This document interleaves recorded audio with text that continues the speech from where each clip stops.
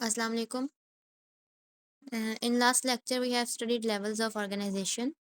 हमने level of organisation को study किया था लास्ट लेक्चर में टिश्यूज लेवल तक। आज हम स्टार्ट करेंगे 6 नंबर ऑर्गन से। What is an organ? Organ क्या होता है? अच्छा जी, हमने कहा था कि जब डिफरेंट एटम्स मिलते हैं तो मॉलिक्यूल बनता है। डिफरेंट मॉलिक्यूल्स मिलते हैं तो ऑर्गेनेलीज बनती हैं। डिफरेंट ऑर्गेनेलीज असेंबल होती हैं, इकट्ठी होती हैं तो एक सेल बनता है। Cell is the basic unit of life. Different cells मिलते हैं, एक जैसा काम करने वाले सिमिलर सेल्स आपस में मिलते हैं तो एक तरह का टिश्यू बनता है।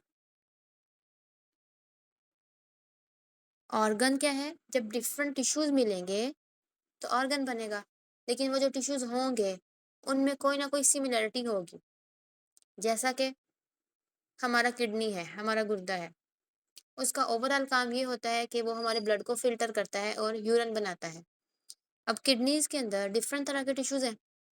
उसकी आउटर जो कवरिंग है वो और तरह के टिश्यू से बनी हुई है, इनर वाली और तरह के टिश्यूज से बनी हुई है।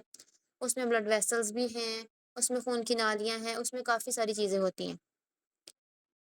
ठीक है, डिफरेंट टिश्यू से वो बना हुआ है, लेकिन उनमें सिमिलर चीज़ क्या है? सिमिलरिटी उसका फंक्शन है। उसके फंक्शन की बेस पे सिमिलरिटी है कि उसमें जितनी भी तरह के टिश्यूज़ हैं, उन सब का काम ये है कि वो ब्लड को फ़िल्टर करने में हेल्प आउट करते हैं। यानी कि जो सिमिलरिटी है वो फंक्शन की बेस पे चीज़ों को इकट्ठा करती है।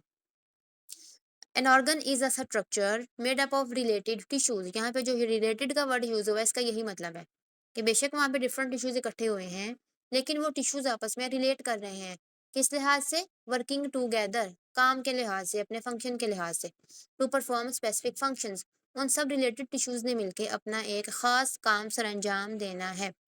इसका मतलब ये नहीं है कि वो टिश्यूज देखने में एक जैसे होते हैं, वो देखने में मुख्तलिफ होते हैं, लेकिन उनका फंक्शन एक जैसा होता है।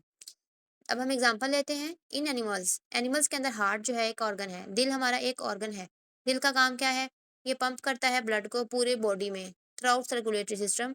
पूरी बॉडी में जो खून की नालियां हैं उनमें दिल ने खून को पंप करना होता है।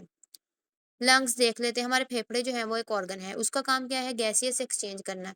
गैस को एक्सचेंज करवाता है, ऑक्सीजन को बॉडी में लेके जाना है उसने और कार्बन डाइऑक्साइड को बॉडी से बाहर निकालना है। पौधों में हम देखते हैं लीव्स, पत्ते जो हैं वो एक ऑर्गन है। उनका फंक्शन ये है कि वो फोटोसिंथेसिस करवाते हैं और वो सनलाइट को कन्वर्ट करते हैं ग्लूकोज में, फूड में। रूट्स, जड़ें जो हैं वो एक ऑर्गन है। वो जड़ों से, वो ज़मीन से पानी को और नमकियात को जज़ब करने में पौधे की हेल्प करती हैं। Next we will discuss organ system. अच्छा जी, अब हम क्या कहेंगे? जब डिफरेंट ऑर्गन्स जो कि एक जैसा काम करते होंगे, रिलेटेड फंक्शंस होंगे उनके, वो मिलेंगे तो एक ऑर्गन सिस्टम बनेगा। It consist of multiple organ, यानी कि एक ऑर्गन सिस्टम के अंदर काफ़ी सारे ऑर्गन्स हो सकते हैं। वो काम कैसे करेंगे? वो एक साथ काम करेंगे, work together to perform related function. Example हम लेते हैं, एनिमल के अंदर सर्कुलेटरी सिस्टम जो है वो एक पूरा सिस्टम है। इसके अंदर हमारे खून की नालियाँ आ जाती हैं और हमारा दिल भी इसके अंदर आ जाता है। अगर दिल अकेला हो, खून की नालियाँ ना हो, तो क्या दिल का कोई काम है? उसने ब्लड कहाँ पे पंप करना है? अगर सिर्फ खून की नालियाँ हो, दिल ना हो, तो नालियों ने खून कहाँ से लेना है? दोनों एक दूसरे के ऊपर डिपेंड कर रहे हैं। अच्छा जी, जब दिल खून को पंप करता है सर्कुलेटरी सिस्टम में, उस वक़्त खून में जितने भी न्यूट्रिएंट्स होते हैं, ग़िज़ा होती है और ऑक्सीजन होती है, वो पूरी बॉडी को मिल जाती है। Next one is digestive system, खुराक को हज़म करने वाला सिस्टम। अब डाइजेस्टिव सिस्टम में हमारी छोटी आंत है, बड़ी आंत है, हमारा स्टमक है। लेकिन क्या अकेला स्टमक खाना हज़म कर लेगा या सिर्फ़ छोटी आंत खाना हज़म कर लेगी? बिल्कुल भी नहीं। ठीक है, हमारा माउथ, हमारा जो एसोफेगस है, स्टमक, छोटी आंत, बड़ी आंत, ये सब चीज़ें मिलेंगी तो हमारा खाना ओवरऑल हज़म होगा। इसका मतलब है इन डिफरेंट चीज़ों ने, डिफरेंट ऑर्गन्स ने एक्ट किया एक साथ तो हमारा काम हुआ। पौधों में रूट सिस्टम की बात करते हैं तो रूट सिस्टम जो है वो क्या करती है? जड़ें पौधे को ज़मीन में जकड़ के रखती हैं, उसके अलावा वो पानी को पूरे पौधे तक पहुंचाती हैं। शूट सिस्टम के अंदर जाइलम और फ्लोइम आ जाते हैं, उसके अलावा पत्ते आ जाते हैं, उसके अंदर सारा कुछ आ जाता है, तो ओवरऑल फोटोसिंथेसिस को कंडक्ट कर रहा है। यानी कि तमाम चीज़ें एक दूसरे पे डिपेंड कर रही होती हैं। अब हम बात करते हैं ऑर्गेनिज्म लेवल की, होल लेवल, इंडिविजुअल लेवल। एक फ़र्द की बात करते हैं। अब एक पूरा जानवर है, एक हमारे पास गोट है। क्या उसके अंदर अगर ब्रेन नहीं होगा, ब्रेन वाला सिस्टम नहीं है, तो क्या वो ज़िंदा रह पाएगी? या वो खुराक को हज़म नहीं करती, उसके अंदर खुराक को हज़म करने वाला सिस्टम नहीं है, तो वो ज़िंदा रहेगी? नहीं। तमाम सिस्टम फंक्शनल होंगे और एक इंडिविजुअल के अंदर तमाम सिस्टम काम करेंगे तो वो ऑर्गेनिज्म सरवाइव करेगा। एंटिटी मतलब वजूद, उस ऑर्गेनिज्म का वजूद जो है वो उसी वक्त बरकरार रहेगा जब उसके अंदर तमाम ऑर्गन सिस्टम्स प्रॉपर फंक्शन करते हैं।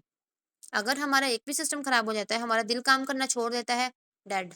हमारी किडनीज काम करना छोड़ देते हैं, वी आर डेड। हमारा ब्रेन काम करना छोड़ देता है, वी आर डेड। ठीक है, तो तमाम ऑर्गन सिस्टम एक दूसरे के साथ मिलकर काम करते हैं तो ओवरऑल हमारा वजूद बरकरार रहता है। Next, you have to see the figure 5.1। First one is atomic level. Atoms combine to form molecules. Molecules combine to form organelle. Different types of organelle combine to make a cell. Plant का cell और तरह का होता है, animals का cell और तरह का होता है। इनमें ऑर्गेनेल्स भी वेरी कर सकते हैं। देन डिफरेंट सेल्स में join to make tissues. Different tissues work together and form organs. Different organ work together to form organ system, and different organ system join together to make one individual, one living organism, one entity.